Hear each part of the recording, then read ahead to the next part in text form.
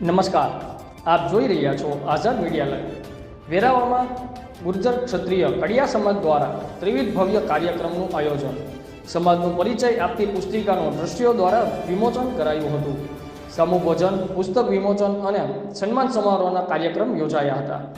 ગીર સોમનાથ જિલ્લાના વેરાવળ ખાતે શ્રી ગુર્જર ક્ષત્રિય કડિયા સમાજ દ્વારા ત્રિવિધ કાર્યક્રમનું ભવ્ય આયોજન કરાયું હતું, જેમાં સમાજના ભામાશા એવા સ્વ રમણીકભાઈ ટાંકના પરિવાર દ્વારા સમૂહ ભોજનના દાતા તેમજ અન્ય ભામાશા સ્વ પોપટભાઈ ચોટલિયાના પરિવાર દ્વારા પુસ્તક પ્રકાશિતના દાતા રહ્યા હતા, જેમનું સમાજના ટ્રસ્ટીઓ દ્વારા શાલ ઓઢાડી સન્માન કરાયું હતું।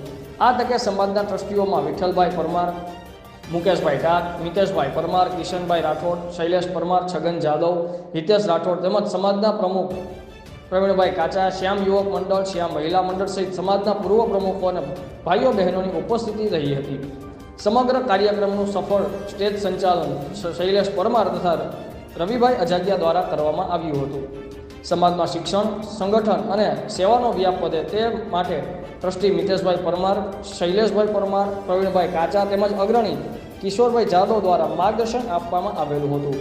કાર્યક્રમના અંતે દીપકભાઈ ડાક તથા હરેશભાઈ ચોટલિયાએ ઉપસ્થિત તમામ લોકોનો આભાર વ્યક્ત કર્યો હતો।